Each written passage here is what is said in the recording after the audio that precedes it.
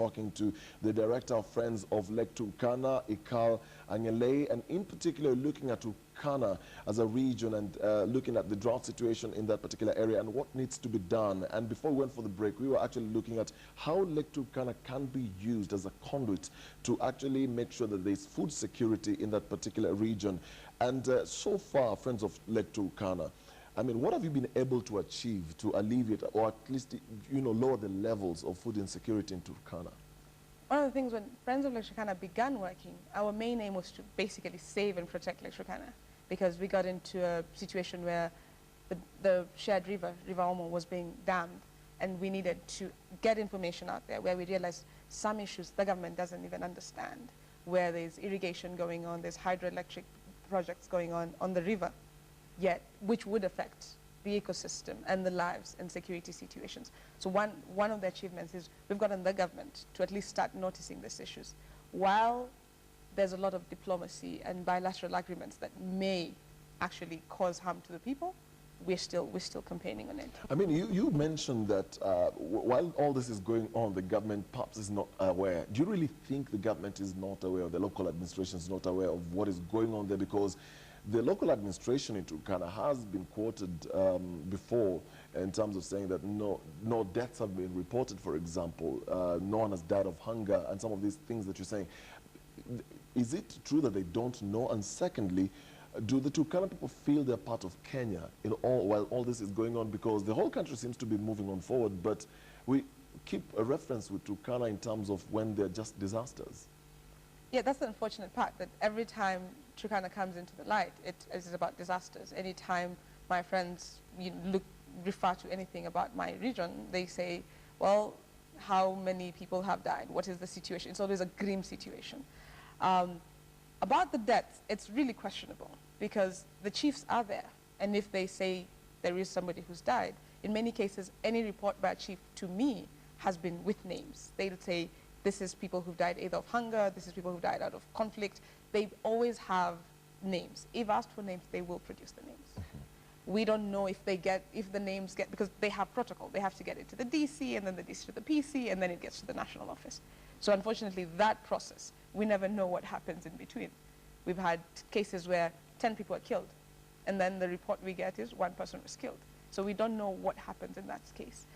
In terms of, the place and how everyone in Kenya sees that Turkana is far, we actually joke about it sometimes and say we are from True Kenya, from the name from Turkana. We basically name it that way, because it's funny that we want to identify it as cradle of mankind.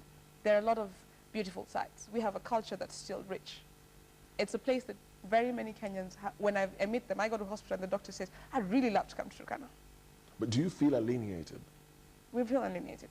It's the continuous marginalization, where issues of Turkana are put second to everything else. Where 5 people are killed in Kiambu, it's a high security issue. When 25 people are killed in Turkana, it's a cattle raid. Why is that so?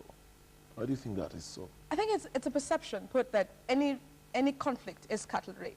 But unfortunately, in recent times, it's actually resource issues. It's not cattle, it's land, it's water. And with climate change, it's the scarcity of it is actually increasing, exacerbating the issue of conflict.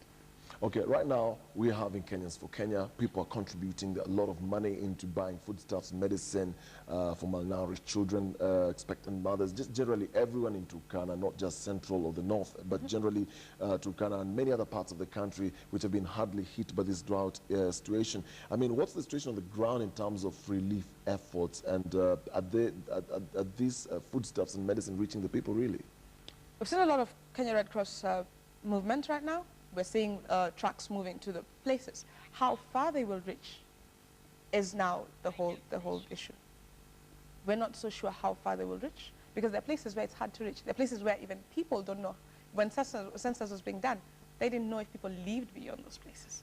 So there are places that it will reach, and there are places it may not reach, not because the people who are distributing the relief don't want it to get there, but because of lack of information. What does the lake mean to the people of Turkana? Well, it is what your job means to you, because that is a fisherman has to wake up and go and fish. That is a trader who was waiting for the fisherman to bring. That is a wife making the nets for the husband who's going to fish. So and then there's the boat people. There are people who are employed to go fishing. So it is basically the lifeline of very many people. All right, as we just wind up, Ikal, because of time, your parting shot on this particular situation, what do you think needs to be done? I think the government really needs to look at the issues, not whether they're recognized they're giving food. They really have to look at the issues holistically and bringing all the stakeholders. And we have to look at it as a national issue. It's not a matter of piece by piece, because one minute it's Mandera, next minute it's Mbera, the next minute it's Turkana.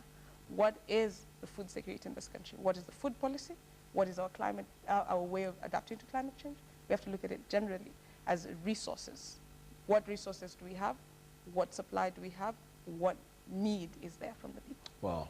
Thank you very much, Ikal, for coming and sharing with us. And the best of luck, friends of Lake Turkana. She is the director, Ikal Angelei, who's talking to us about Turkana, the situation that is going on there, and quite a good challenge to the government. They need to look at all these issues all together. Well, that's all we had for you.